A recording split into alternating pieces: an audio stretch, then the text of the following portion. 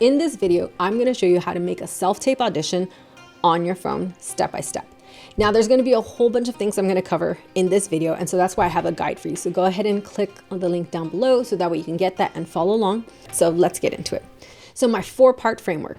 So one of the things about acting is it's about, ideally getting the part is about the best actor and the best acting, but that's not unfortunately always the case.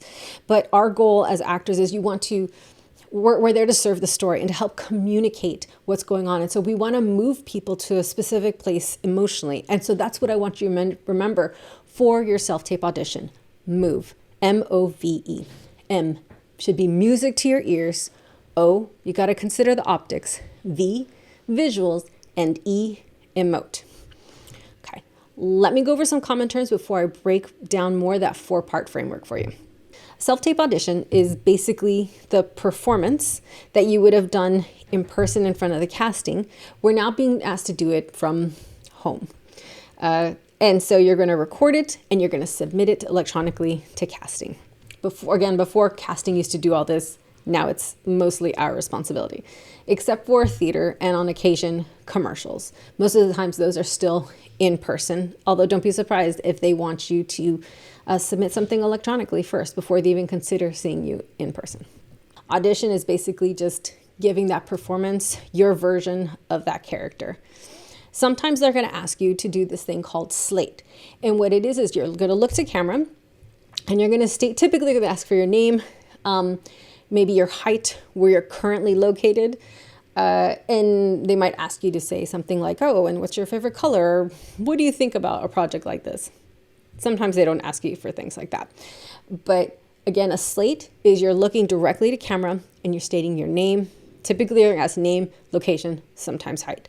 They should never ask you to say your age unless you're under 18. If you are over 18, just say, I typically get cast in roles that are 18, or 16 to 20 or whatever your casting type is. You do not have to disclose your age. And if you already have that indicated on your IMDb, you should definitely go there in your IMDb profile and change it so that they can't see your real age. Because it's based off how you look, not what you actually are. Okay. So yeah, make sure that when you're slating, you're doing it to camera. Now, I point that out because when you give your audition, you're never going to speak to camera unless your audition is for commercial. And typically they'll say it to camera, just like I'm looking at you right now. For a typical audition, you're going to look slightly off, and that's the person you're speaking to. That's where you're going to imagine your reader is. It's all coming from over there. And same thing, like you have someone else that you're talking to, you just kind of bounce back and forth. But you never look directly to camera, except for slating, where you're stating typically your name and location, or for a commercial. Slate, just make sure that you read all the directions, because sometimes for slating, I've never had this. Every time I've received an audition, they want a separate file for slating. Sometimes though, they say to put the slate at the end. So you do your whole scene, and then you're going to say, my name is Lisa Rodríguez, and I'm in Los Angeles, and yada, yada, yada. Typically, this is a requirement asked for commercials, but since I'm covering all self-tapes, I wanted to give a heads up on this. For hands, if they want to see your hands, you're going to go like this. Pinky to pinky, thumb to thumb. It's really important for commercials because sometimes they might do close-ups. Also, with the hands, your nails, there's either no nail polish on them, they're clear, or it's a natural colored. And if you book this role and you go to set, guess what? You're not getting acrylics, you're not putting red, none of that. You get acrylics and you go to set, they're going to spend like an hour or something filing them down and an hour also putting coats of it to make it look like a natural nail color. And if you put red, that's going to take a lot of coats and you're going to slow production down, and they're definitely not going to be happy. Okay. If they ask for a full body shot, that's basically an entire picture of you from your head down to your feet, because they want to see your full image. Now, sometimes they're going to ask, and this is typically for commercials, they're going to ask for a profile shot. And this is what you're going to do. You're going to turn to the side, and especially ladies, if you have long hair, you're going to go like this so they can get this profile. And then you turn to the other side, and you go like this so they can see that side. Okay? Oh, your full body shot. So when you're taking your full body shot, you don't have to worry about shooting it like this. You can take a picture or take the video like this and then insert it into your audition. okay? Either way is fine, but if you do take it like this, and so you're standing here, pretend this is the, pretend this is like, you know, the screen, and you're standing here and there's all this extra space, you can go ahead and crop it. Also, if you crop it, it'll help make you look thinner and taller, which might be important depending on what character you're going for or the type of part. Okay. Again, if they say takes, that's you doing the whole scene in its entirety. Sometimes they will allow you to send in 2 takes of the same scene. And so maybe that first scene you're kind of doing, you're very, very dry. There's not a lot of reaction. And maybe the next one you're like very big and over the top. I don't know, whatever feels natural for that scene. And the scene is basically a little snippet of that world, whether they're at the park or the courthouse or the school, and what all happens in that little sliver of the world. Lines are what you're going to say. It's also called dialogue. Reader is the person who's going to be reading all the other lines. So you're going to have your script, and forgive me if I already said this. You have your script. For film and TV, what's going to be centered is going to be the name of the character. So let's say your name is Helen, and Helen is centered here in the center of the page.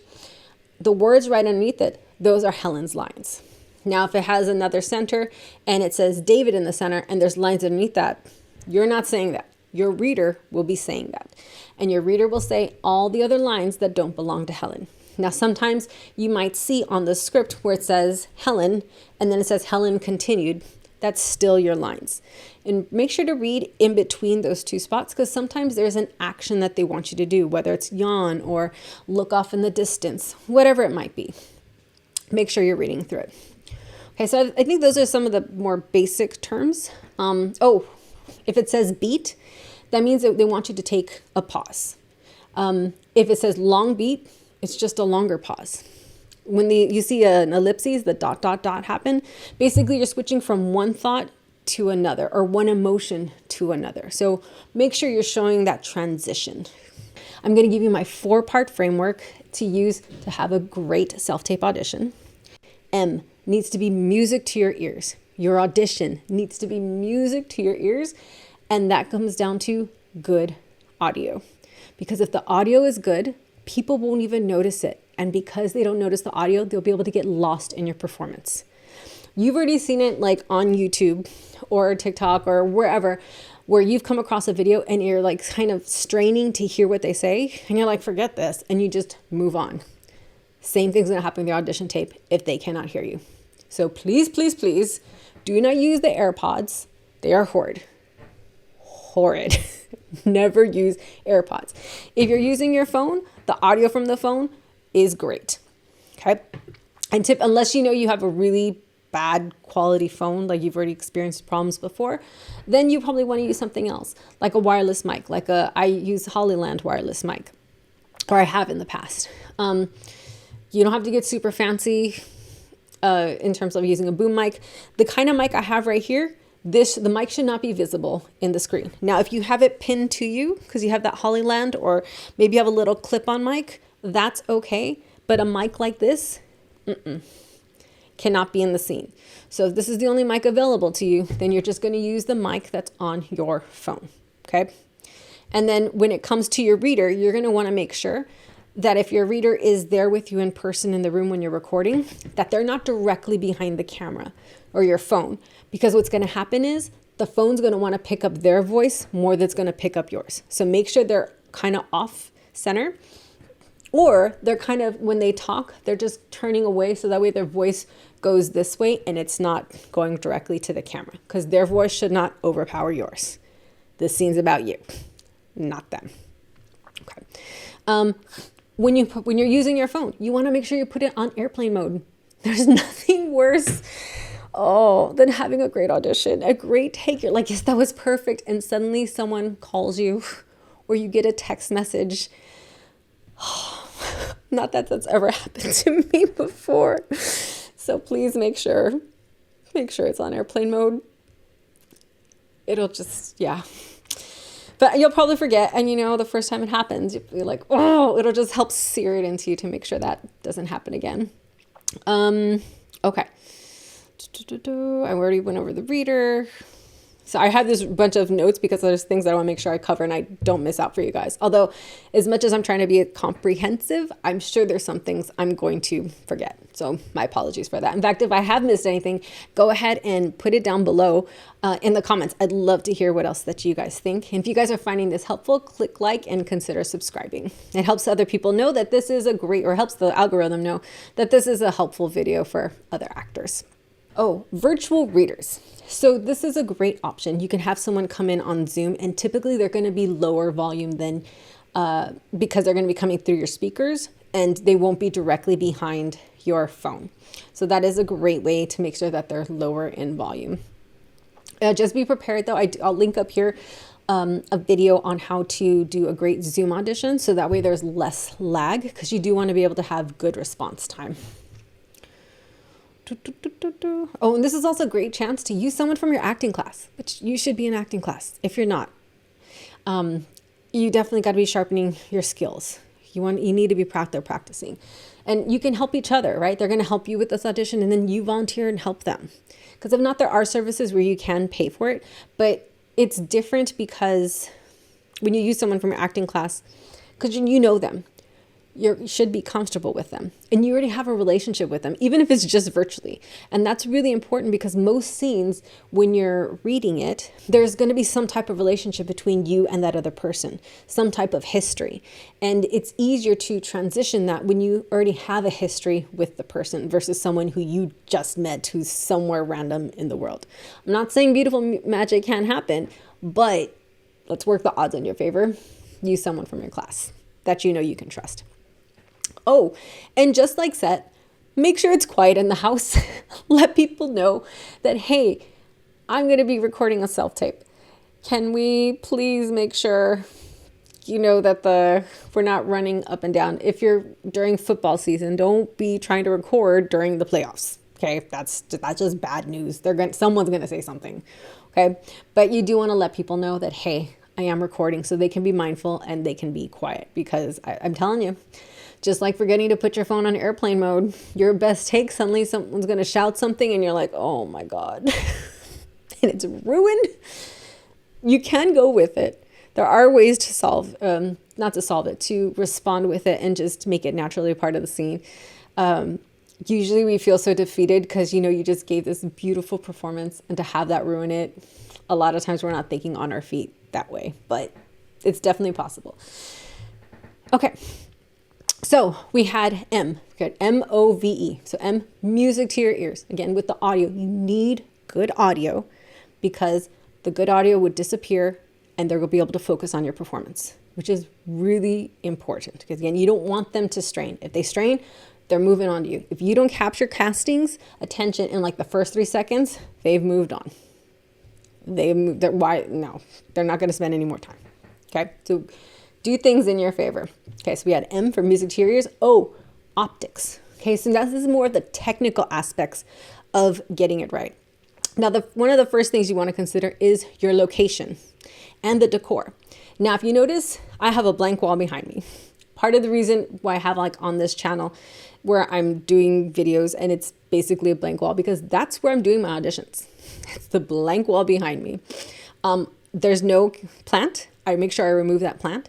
So that way it is just a blank wall and it is me. Now there's challenges because not everybody has a blank wall. So there's different things you can do. You can go and get a sheet.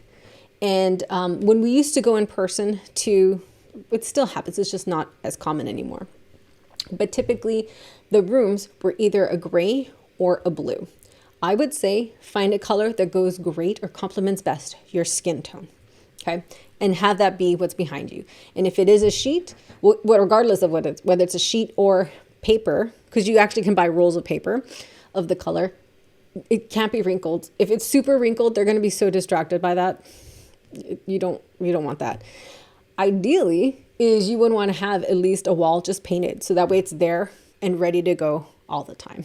And that's probably one of the biggest tips I can give you guys, is to have your setup basically ready to go at all times. The tripod's already set. You already have your lighting there. So all you have to do is put your phone in and just go. It makes it so much easier. Yeah, so much easier if it's just basically ready, set, go. You just push a button. Now, one of the things you can do if you are going to paint a wall is you can actually leave the other walls white. And what that's going to do is help bounce the light more towards you. Sometimes it's helpful, sometimes it's not. I don't know that everybody that you live with would be comfortable with that. So you might have to do all the walls in the room that color, but it is an option that some people do to try to get more light to bounce. Let's see. Oh, with the lighting too, if you have this beautiful window and the sun loves to shine through, it is not behind you. That needs to be in front of you, because if it is behind you, the camera will not be able to see you. Okay. The only time you should have a light behind you, it's not facing you. It's hitting the wall, like myself. See, I have that light back there, and that's to help create, or did you see it? There it is. Okay. That's to help create some distance between me and the wall, right? Because it adds a little bit of interest. I pop out a little bit more. If not, I would just kind of blend in. Okay. So that's something, if you do have a light behind you, it is not facing towards you. It is facing away. It's bouncing off the wall. Or you don't have to do this, but if you're going to get super fancy, then you would have a light from above, maybe a little bit back, but it's trying to hit your hair and your like on your shoulders. It's called a hair light. Okay. But again, you don't really need that. The biggest thing I want you to remember, you have this beautiful windows, the beautiful windows, you should be looking at it. It should not be facing your back. Okay. So your camera, which in this case is going to be our phone, you want to make sure that this is eye level. Oh, and another thing to do is test out when you're doing the video. This is the camera. This should be facing you, right? Oopsie. Sorry. Oh my goodness. I'm totally leaving this in here too. Ay, qué pasó? Oh my goodness. What did I do? Please hold. Ay, ¿qué tiene? Okay, I'm going to speed up this part.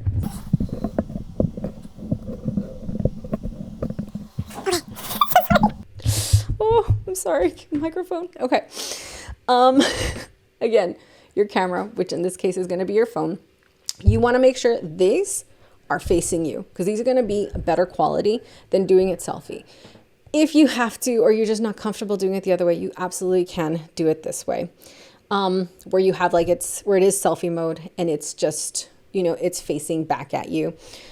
You can. It's not the end of the world, but again, the best quality is going to be on this side. I would encourage you to practice and figure out which one of these is one that's especially when you're doing your slate, you're directly looking at it. And that way, you know what's looking off and what's looking directly to it. Okay. But you want to make sure this is at eye level. Shouldn't be higher, shouldn't be lower. It's about eye level. Okay. Oh, tripod. Your phone needs to be on a tripod. And there absolutely are great tripods with a phone attachment. Don't prop it up on books. Don't try to, you could also they have like these little mounts where you could put it on your computer. And so that way it's facing you like that. But again, a tripod is going to be the best because you want it stable. That way, and ideally the tripod is on the floor and not the desk, because if you're hitting the desk, then the desk will wobble and the camera will wobble, and that won't be good. Typically though, in most of your auditions, you're going to be standing and you wouldn't be sitting anyways. Okay. Yeah, your setup needs to be stable. If you don't have a tripod, they're like $20. And if you don't, then I guess you could set up books and then just have it straight like this. But ideally, you want to make that investment and get a good tripod. And the one that I have linked below, I absolutely love. Oh my gosh, it's so great. I took it with me when I went to Argentina because I was recording content to make a video to show people how to shoot that type of tournament. And it was it was amazing. And I have links to 2 of them, and one of them even has a ring light with it. So it was perfect. Okay, so you want to make sure, again, this is at about eye level. Okay. Now for the lighting, you don't have to have fancy lights. You want to make sure you're at least well lit, even if it's a night scene. I know you're like, hey, it's a night scene. It should be kind of, no. They'll do that on set. They need to see all that you can emote, all that you give. Okay. So make sure you are well lit. If you're going to do something like fancy and you're worried about like the lumens, you can do 5K lumen light bulb. But again, long as you are well lit, you're going to be okay. They need to be able to see you. Okay. Okay. Frame. When you're recording like this. We are not recording like this. I know that there are some verticals nowadays, vertical shorts, and so they are being filmed like this. So only if your audition sites tell you to do it like this, do you record it like this. If not, assume it will always, always, always, always, always be like this. Okay, so have it like this. When you're doing that, you want to make sure, so kind of like right here, like you don't have too much space above your head. Like this setup, I have too much space above my head. So you would want to, if that ends up being the case and you really love the positioning and you're like, you know what, I just spent 20 minutes trying to get the camera the right height because my tripod was misbehaving or something, don't worry about it. When you go to edit, you can just crop it so there's less space above your head. Okay. But you do want at least like about an inch or two above. And then you also want to be center. You are center stage. This is about you and your performance. You're going to be in the center. Now, remember, you're not going to look directly to camera. You're going to look slightly off, right? For like whoever's coming into the scene. Okay. But you are going to be center. And depending on your character, you're going to want to have like you're going to be standing tall, right? Unless your character is like very timid or they're not sure of themselves. So maybe you'll be blinking a lot or not making like a lot of eye contact, but you're going to stand tall, right? Especially if you're like a cop or a doctor or something, you're going to have that authority. Okay. So make sure that you're standing tall so that they can't see you. Oh, also don't be too far back. Don't be too far back from the camera. It's going to be from like a little bit, like kind of like chest up. I'll put up a little graphic just to give different examples of like how tight it should be. But you want to make sure you're not too far back. Okay. So eye lines, we talked about this a little bit. Again, you're not going to look directly to camera unless it's for your slate or a commercial audition. And they say typically for the commercial audition, it is to camera. But again, you want to make sure you figured out which one is to camera. And that way, you know, when you're looking off, like who you're looking off to. Let's see. If there are more than one person in a scene, you want to have like different spots that you're looking to. So that way they can tell like, oh, you're responding. You're actually living in this world. They can see it. Okay.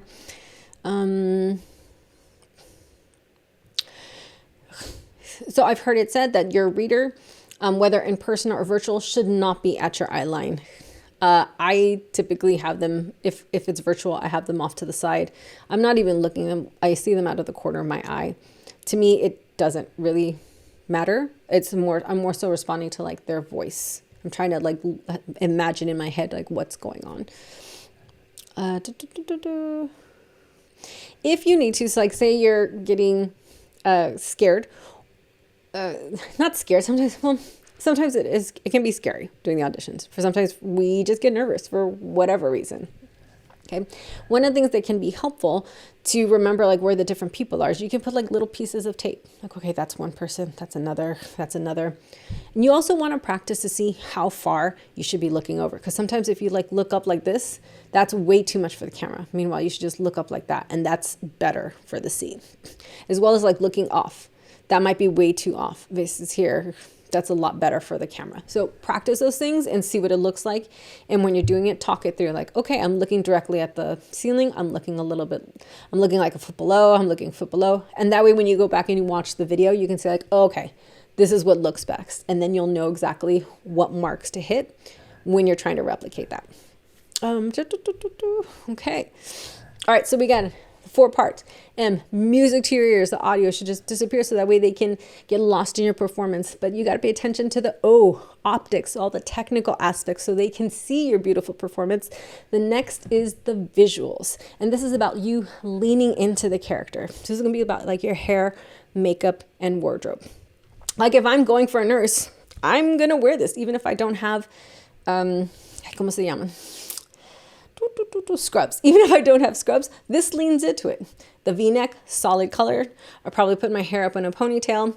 I'll get like a sheet of paper and maybe have like a pen in my hand or a clipboard because I'm walking up and down the halls or whatever the scene would call for. Just different things that can help you lean into it. Same thing, like if you are going for a person who's in an insane asylum. I had an audition for someone who was in an insane asylum. I was so excited because the character seemed so fun. And I had decided, okay, I'm not going to have any makeup on and I'm just going to have my hair like all crazy. And I had this like faded shirt. I'm like, this would be perfect.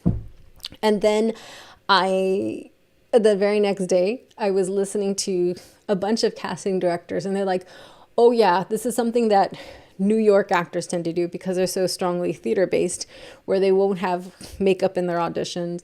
You still have to look pretty. So still have at least your base makeup on so you look at least even or whatnot, and then lean into your character. So I was like, dang it. Okay, I messed that up.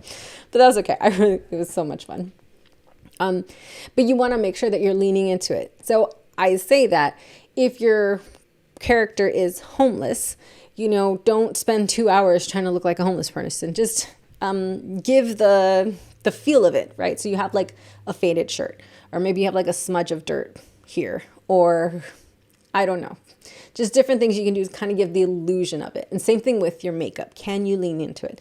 And even for men, you definitely should be wearing some kind of powder, at least even you out for the lights. You want it every little bit to help you, because let me tell you, when you get on set, men, they're putting makeup on you too. Okay, it's not going to be as much as like for the women, but you are getting something. Okay, so again, V is for visuals. You want to lean into it. So M, music to your ears. O, the optics, all the little technical aspects of it. V, visuals, leaning into the character. And next is E, emote. And this is probably one of the, well, not probably, it is definitely something that's really important. Let me pull this up. So what I created for you guys here is an emotions wheel. And this is really important because, again, we're chosen because we're helping to tell this story. We're helping to move people to a place emotionally, whether that's to get them to go and buy that burger at that burger place, or to believe that this doctor really is a criminal.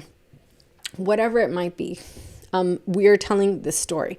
And what really helps when you are giving your performance is to be specific. So maybe the mother is in the hospital because the only child she was able to carry to term is sick with cancer, and it looks like her child is not going to make it. So you could go and say like, oh, she's sad. Yeah, that's sad. But you want something more specific. So if you get more specific, you can see like, oh, it's hurt, depressed, guilty, despair, vulnerable, lonely. You're like, well, it's probably a little bit more of despair. Okay, so now just thinking that she's feeling despair is more specific than sad.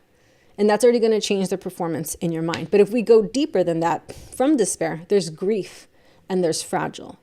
And when you access this character and you're seeing them, oh, in this scene, she's overcome by grief. When you think of being sad versus having grief, in your own life, it just hits differently. It feels differently. And the same thing's going to happen when you do that for these scenes. So I've included in the bundle this emotions wheel that I created for you guys. And it's going to be just to help you get more specific. So as you're visualizing the scene and you're playing it out, you can get more specific in your performance, which it really does communicate. I've been using this wheel lately in my classes. I remember I'd come across this idea, I want to say this past summer, but I hadn't put it into play. I started only recently creating. I'm like, no, you know what? I need to start using this. And for the past few weeks, I have been in my acting class, and it's absolutely made a difference. Yeah, it's absolutely made a difference. Like I feel it differently. And I can tell in the feedback that I'm getting from my teacher on the scenes that it's definitely hitting differently. So again, this is part of that's in there. And you want to make sure that you're looking at stuff like that for your performance. Again, specific. These are the things that are going to help you just to get there. So with your phone, some of the things to consider, we already talked about it. We're using the rear camera. You're not doing selfie mode. If you absolutely need to, okay, fine. But just prepare. It's going to be this camera, which means you're going to have to get up over this side, push record, and then come back and do it. It'll be okay. Okay.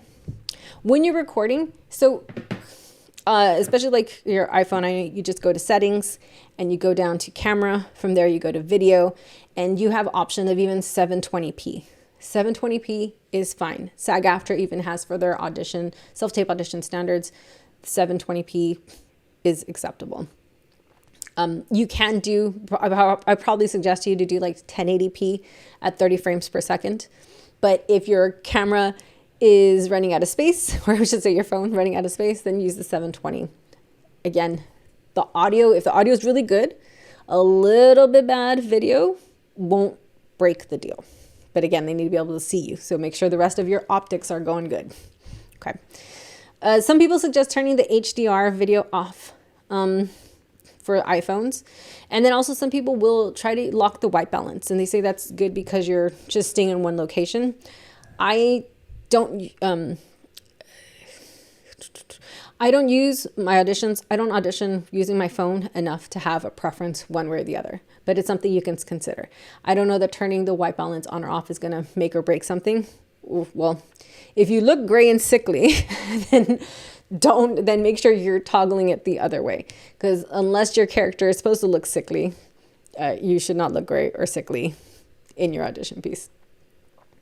Okay, when you record, especially if you're going to do it like in selfie mode, right? Wait a few seconds before you press stop.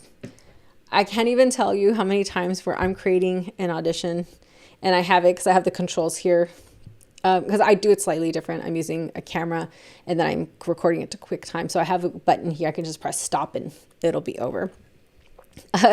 Where I think I've waited in the scene and then I press stop and then I'm going back and I'm reviewing the footage and I waited like half a second and I'm like, oh my goodness, Lisa. So basically what I'm trying to say is that when you've finished the scene, stay in that moment, like whatever it was, and then hold it there. Count maybe in your head to 3, 1, 2, 3, and then go and press stop or get up and push stop or press stop if it's selfie view. You'll find that your adrenaline was probably going and it's going to go a lot more quickly, but making sure if you're more mindful to give yourself that pause, it won't be as short as it would have been. And sometimes it's hard to, you also want to give yourself some space to edit. So yeah, take your time at the end and, You'll thank me later. You're going to forget one time and then you're going to realize, oh, this is why Lisa said this. And you're like, okay, I get it. All right. Sometimes you get nervous and that's okay. And so especially if you're newer to this, you might do a lot of takes, but that also, it could just be nerves. Sometimes it just overcomes us and it's just something you gotta overcome. But it can also mean you didn't rehearse the character enough, where you didn't really understand the wants and needs of it. And that's basically like how we live life. What do you want? You want ice cream. You want that guy to look at you. You want that dog to stop barking. Whatever it is, we want something and we want a reaction, emotional reaction from whoever we're interacting with. And sometimes we didn't think it through enough. Okay, so if you have to do it multiple times, it probably means that you should have taken more time practicing. It should not take you 20 takes to do your self-tape audition.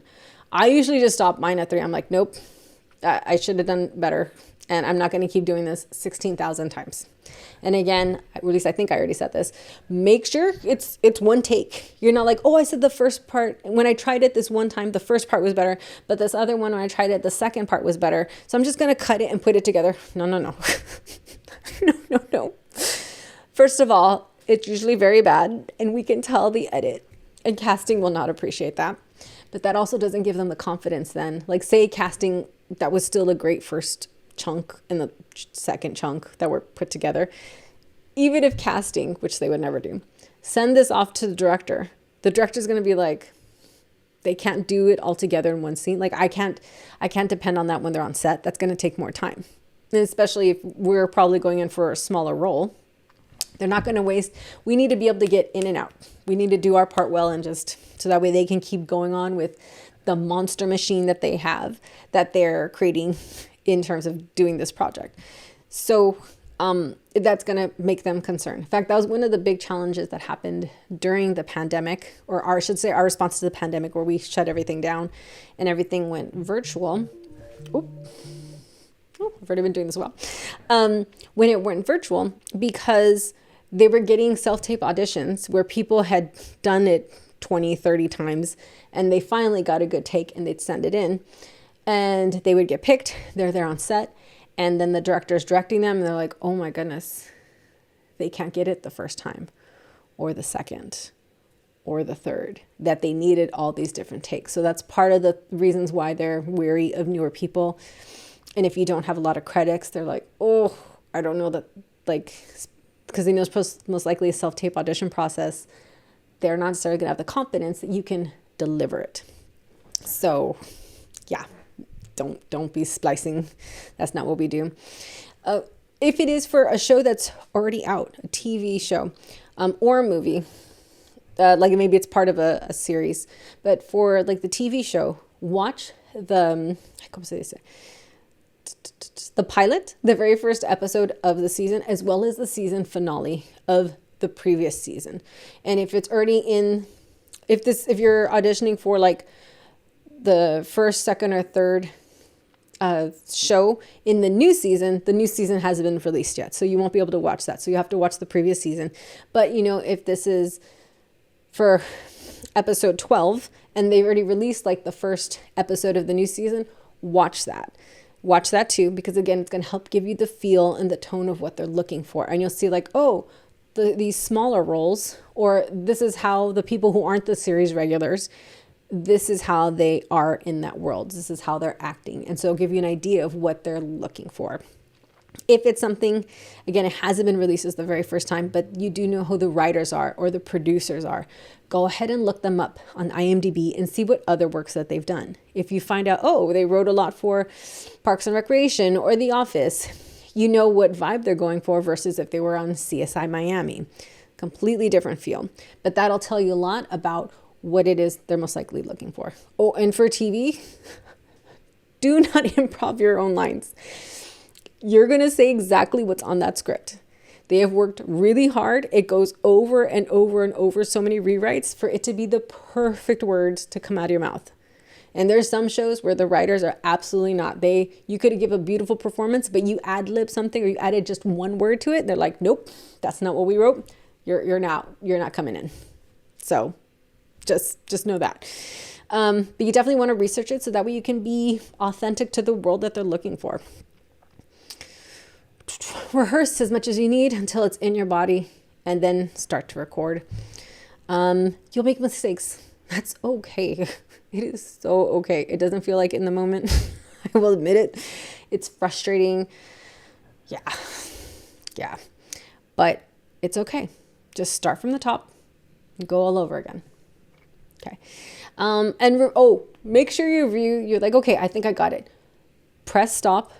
Go and look at the recording and make sure that, first of all, the audio is working and that also the video, it took the whole time, because sometimes it doesn't. And then you break everything down and you're like going to import the video or whatever. And you're like, wait, there's something wrong. It's not playing. And you're like, oh my God, my reader is gone. I've already broken everything down. I have my lights. I'm out of my clothes. I took off my makeup, and now I have to put all this stuff back on just to reshoot the scene. It is very defeating. It's happened to me. It's happened to me, and I don't want it to happen to you guys. So check it, make sure it's all good, so that way you don't have to have that problem. Although, it'll make a great story. You could share with someone else, bond with someone else when they experience the same thing. But I'd rather you guys didn't make the same mistakes I did. So review it before you break down your setup. Sometimes people ask, do you need to record in 4K? No, you absolutely do not need to. It can be 1080p, it can be 720. Not 4K is not necessary.